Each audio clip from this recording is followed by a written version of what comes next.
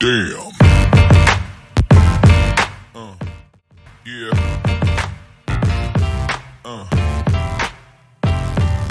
Siapa yang tidak mengenal Nabi Musa? Nabi yang terkenal karena membebaskan Israel dari perbudakan tanah Mesir ini memiliki banyak sekali kedalaman historisitas, dan lihat perbedaannya dalam kedua agama besar, yaitu Islam dan Kristen. Pertama, ada perbedaan konsep Nabi dan Rasul. Dalam mereka mengakui ada 4 sifat Nabi dan Rasul. Yang pertama itu sidik atau benar, yang di dalamnya berarti bahwa sifat Nabi itu tidak pernah salah dan selalu benar. Lalu tidak ada dusta yang keluar dari mulut mereka. Lalu sifat yang kedua yaitu amanah atau dapat dipercaya, di mana mereka selalu bersifat jujur dalam menerima ajaran Allah dan tidak ada kesesatan yang mereka ajarkan. Yang ketiga ada talik, yang berarti menyampaikan wahyu Allah kepada umatnya.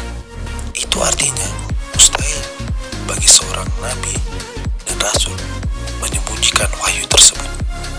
Lalu yang keempat ada fathona atau pandai dan cerdas, di mana nabi itu punyai sifat pandai dan cerdik. Berbeda dengan orang Islam, Kristen masih mengakui bahwa kesalahan dapat dilakukan oleh para nabi dan rasul, karena orang Kristen mengakui bahwa semua orang berdosa kecuali Yesus Kristus. Latar belakang Nabi Musa yang dalam Islam namanya disebut sebagai berikut. Agama Islam menjelaskan secara terperinci asal-usul garis keturunan Musa. Nah, garis keturunan dalam agama Islam disebut dengan ilmu nasab. Ilmu nasab tersebut sudah dimulai sejak permulaan sejarah agama Islam terjadi, dan kebiasaan ini pun sudah lama juga dihidupi oleh orang Arab sendiri. Sedangkan dalam agama Kristen, Musa dijelaskan sebagai anak yang berasal dari suku Lewi, Puak Kehat, dan kaum atau dari keluarga Amran. Keluaran 16 ayat 16. Dia dijelaskan secara rinci oleh sejarah siapakah nama kedua orang tua Musa sebelum diasuh oleh Firaun. Selanjutnya, masa kecil Nabi Musa.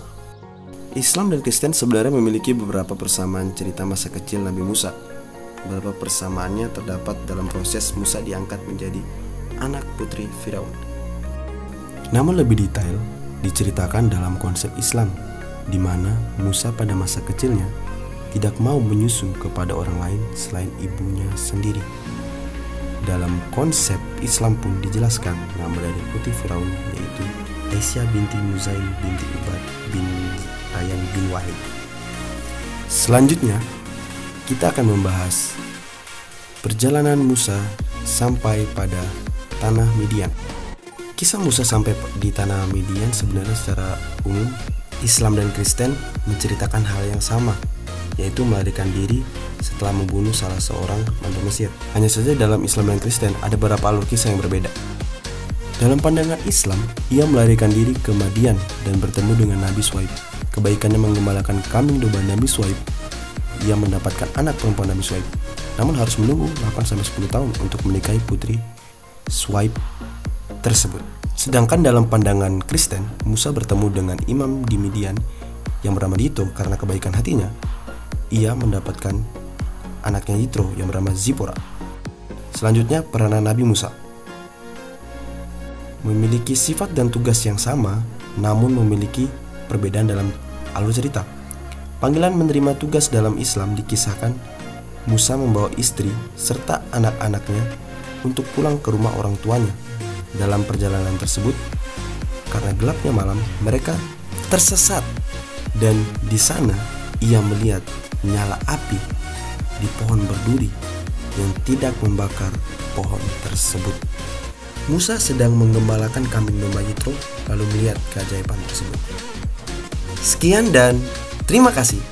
Semoga bermanfaat.